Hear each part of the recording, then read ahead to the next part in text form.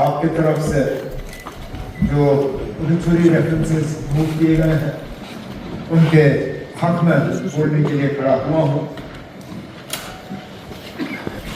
जैसा आपने खुद कहा, लिस्ट बहुत लंबी है। इस लंबी लिस्ट से ही पता चल जाता है कि हमारे काम में कितना बड़ा लंबा एक गैप रहा। 2018 में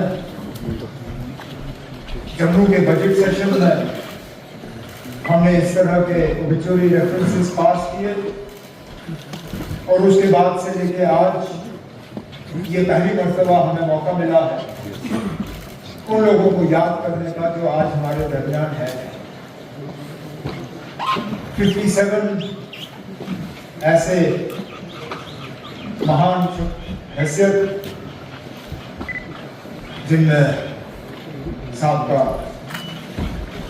इस मुल्क के सदर, वज़ीर आज़म, स्पीकर और फिर जम्मू कश्मीर से जुड़े हुए हमारे साबका governor, member parliament, MLAs, MLCs।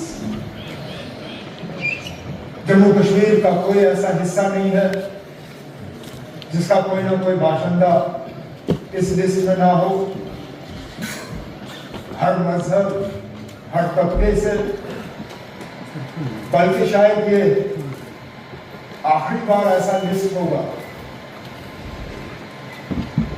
क्योंकि इसके बाद जम्मू कश्मीर का वो हिस्सा हमारे साथ रहा नहीं जिसके हवाले से यहाँ पे एक्स MLAs, MLCs जो है गिने गए, लगाम और करगिल, उनके भी नुमाइंदे आज इस लिस्ट में हैं। लेकिन एक दिन ऐसा आएगा जब उनका जिक्र यहाँ शायद होगा नहीं क्योंकि अब वो हमारे हिस्से में रहेंगे। अब जब ये लिस्ट हमारे सामने आई और आपने सही कहा,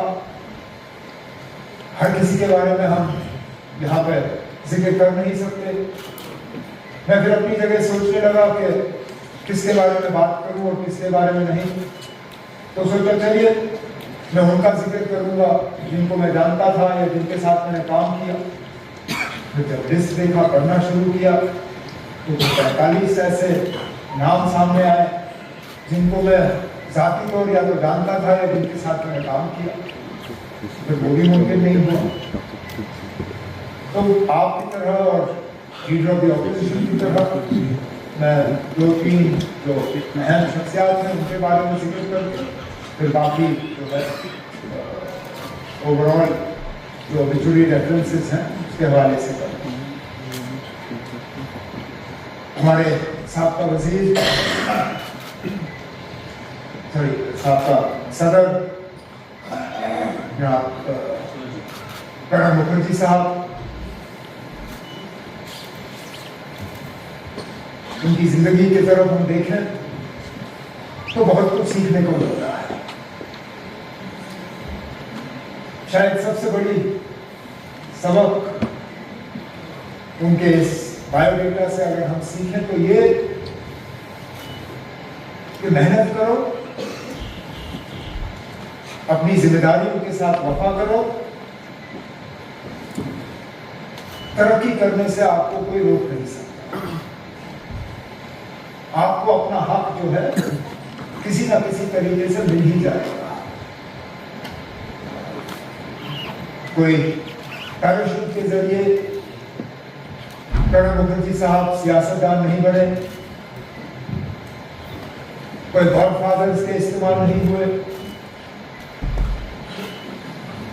मेहनत की, जो जो उनको जिम्मेदारियां सौंपी गई उनके साथ वफा किया और आगे बढ़ते गए।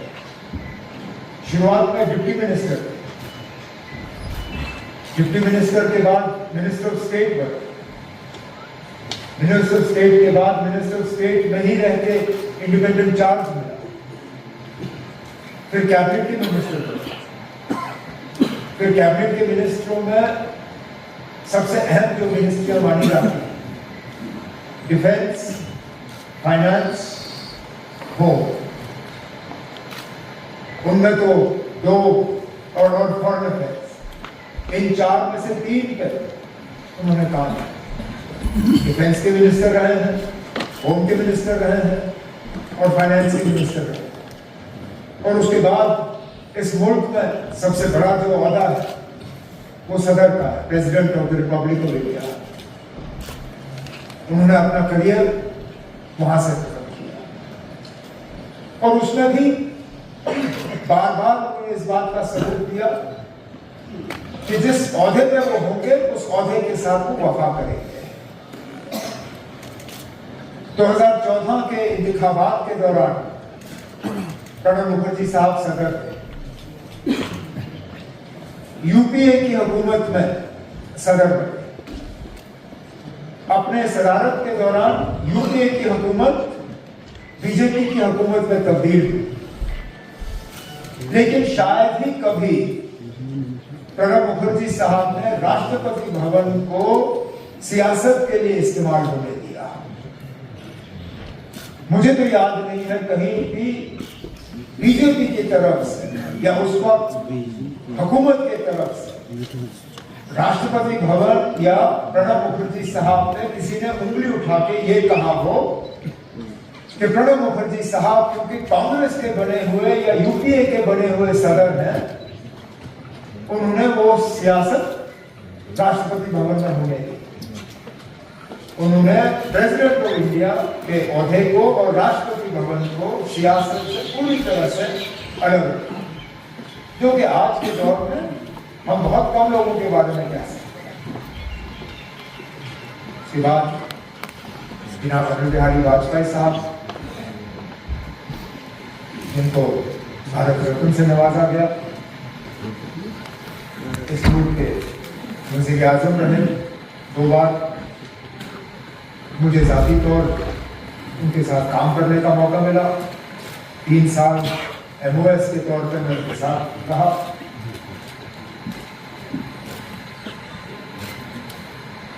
बाकी मुल्क के हवाले से जो उनका रोल रहा है वो सब जानते हैं। हम जब अटल बिहारी वाजपेयी साहब को याद करते हैं तो फिर खसूस जम्मू कश्मीर के हवाले से याद करते हैं, और जैसे कई सारे यहाँ ऑनरेबल मेंबरों ने जिक्र किया, जब जब हम वाजपेयी साहब को याद करते हैं तो उस हवाले से याद करते हैं कि उन्होंने हमेशा जम्मू कश्मीर के हालात को बेहतर करने की कोशिश, हमेशा यहाँ का जो तनाव का माहौल रहा, यहाँ जो वायलेंस रही, यहाँ जो हिंदुस्तान और पाकिस्तान को लेके जम्मू कश्मीर के मुतालिक रिश्ते खराब रहे, उनको हमेशा सुधारने की कोशिश, उनको दुरुस्त करने की कोशिश। वो पहले इस मुल्क के ऐसे लीडर,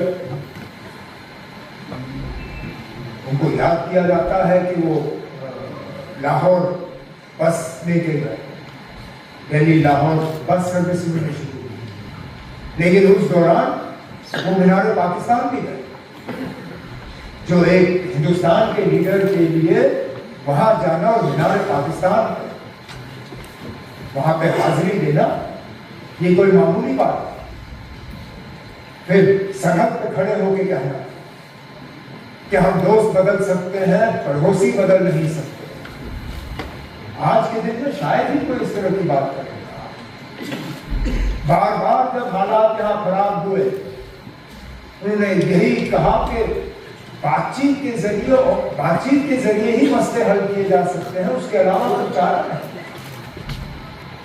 दोस्ती का हाथ बढ़ाते रहे, इस बात के बावजूद के उसके लिए उनको मुश्किल का सामना करना पड़ा। जब जम्मू कश्मीर के मसले के हवाले से बात की तो कहा कि इंसानियत, जमहूरियत, कश्मीरियत। जम्मू कश्मीर के आर पार के लोग, उनको दोबारा जोड़ने के लिए यहाँ रास्ते खोले गए, जिनको बदकिस्मती से दोबारा फिर बंद किया। उनकी कोशिश थी कि लोग मिले, सिविल सोसाइटी आपस में मिले, एक मतलब पर्सनल रिश्ते कायम। आज तो ऐसा लगता है कि हमें और ज्यादा दूर रखने की कोशिश की जा रही है कि हम ना ही मिले तो नहीं करें।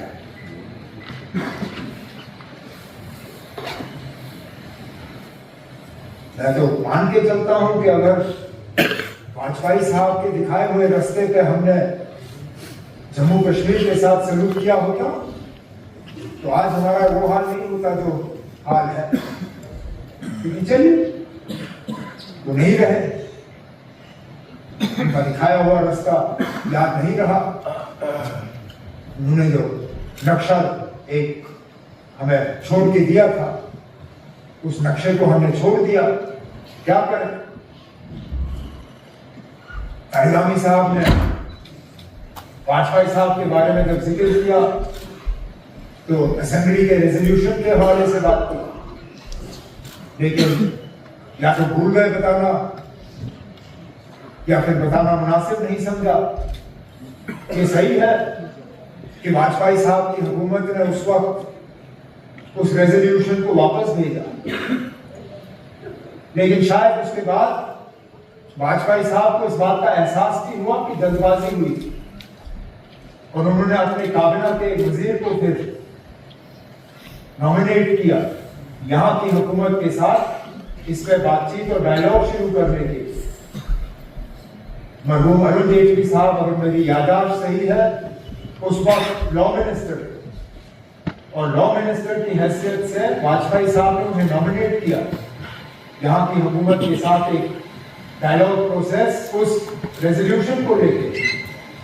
लेकिन उस वक्त उसके बाद फिर हुकूमत कहीं नहीं, हालात बदल गए और जो हुआ सो हुआ। लेकिन जम्मू कश्मीर को लेकर वाजपेयी साहब के जो इरादे थे उनसे शायद इख्तिलाफ करना हमारे लिए बहुत मुश्किल होता।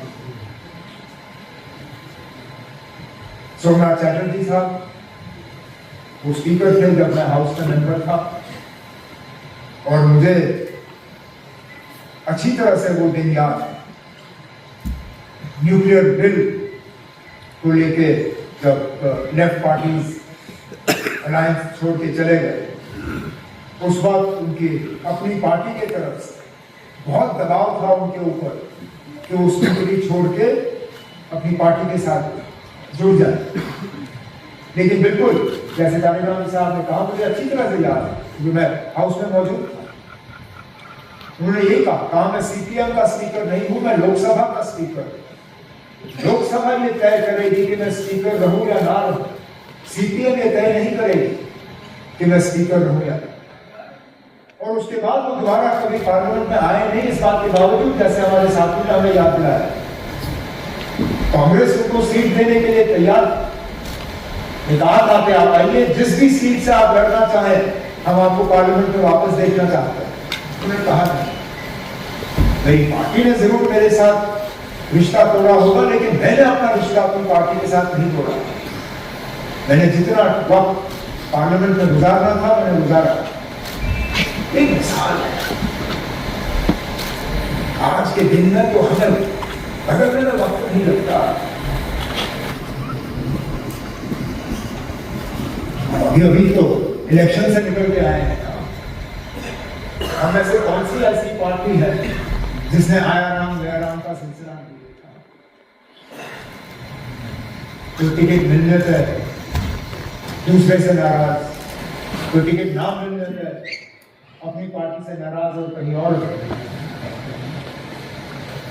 जो है दरवाजे खटखटाने का काम कर रहे।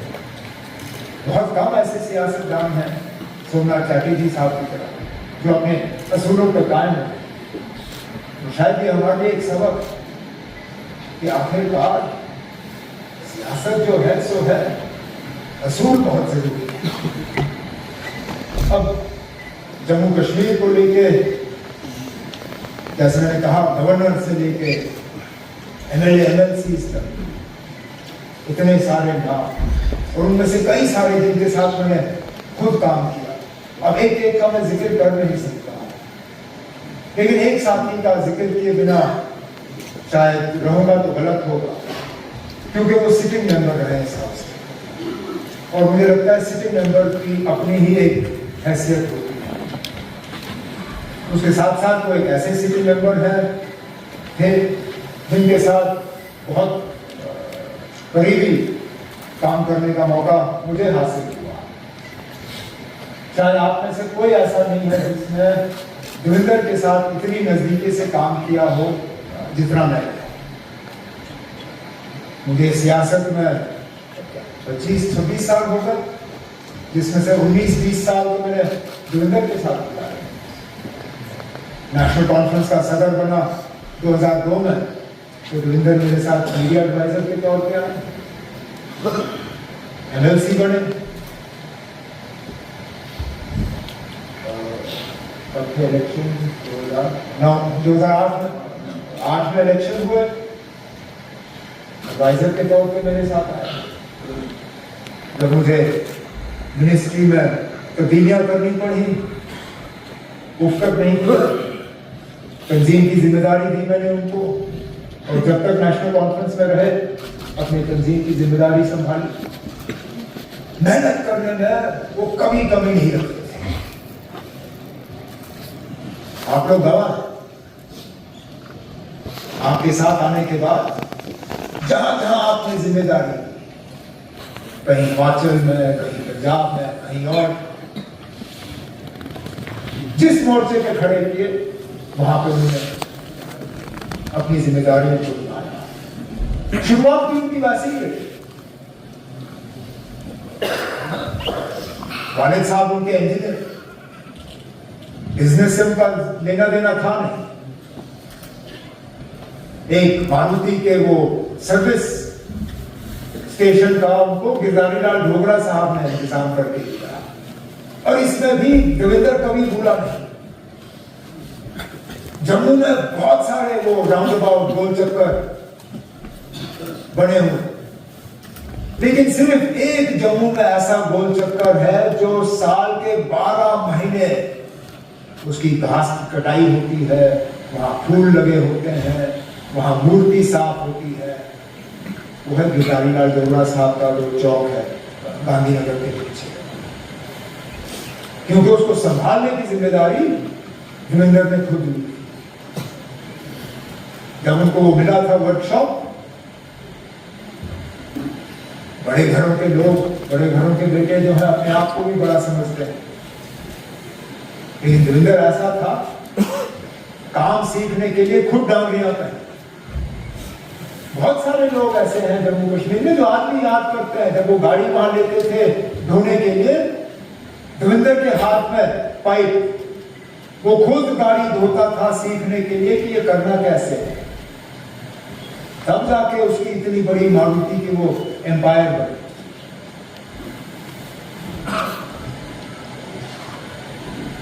मैंने जैसे कहा 25-26 साल हो गए मुझे सियासत में।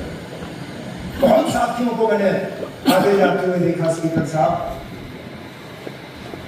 लेकिन अगर मुझे एक साथी के जाने का जाती तौर आज तक अफसोस रहा, वो देवेंद्र के जाने का आज भी।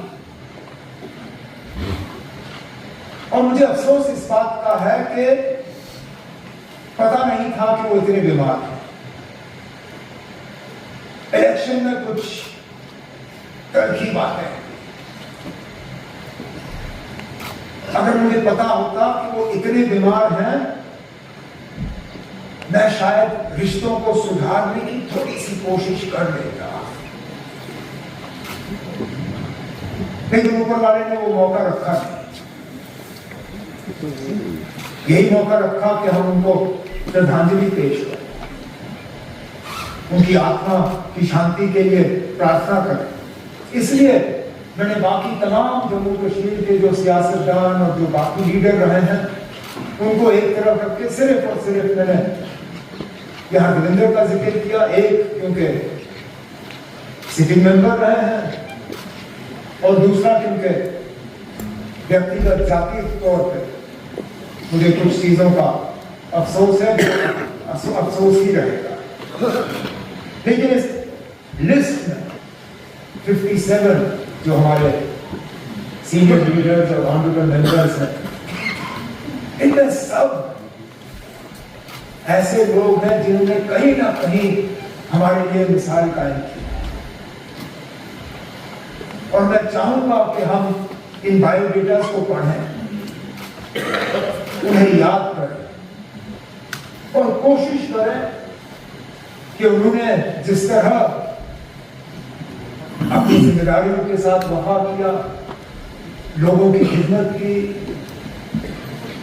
जम्मू कश्मीर की बेहतरी के लिए सोचा, हम भी कुछ सीखें।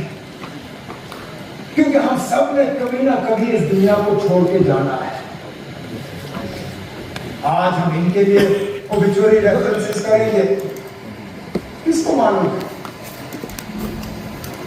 कल यहां कौन बैठ के हमारे लिए ओबिचुअरी रेफरेंस जो है की तकरीर यहां कर रहा हो।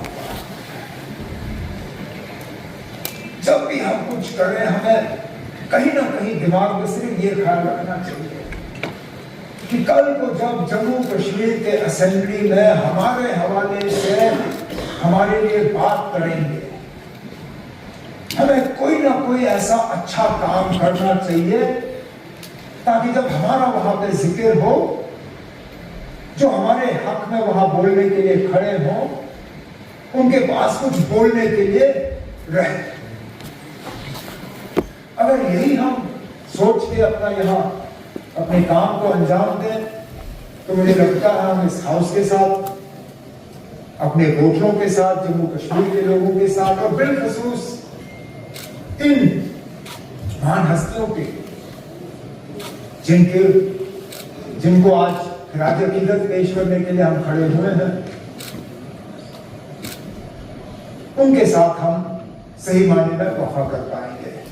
तो इसलिए स्पीकर साहब, आपकी तरफ से जो ओबिचुअरी रेफरेंसेस मूव किए गए हैं, उनके हक में मैं आज आपकी आवाज के साथ अपनी आवाज जोड़ता हूं।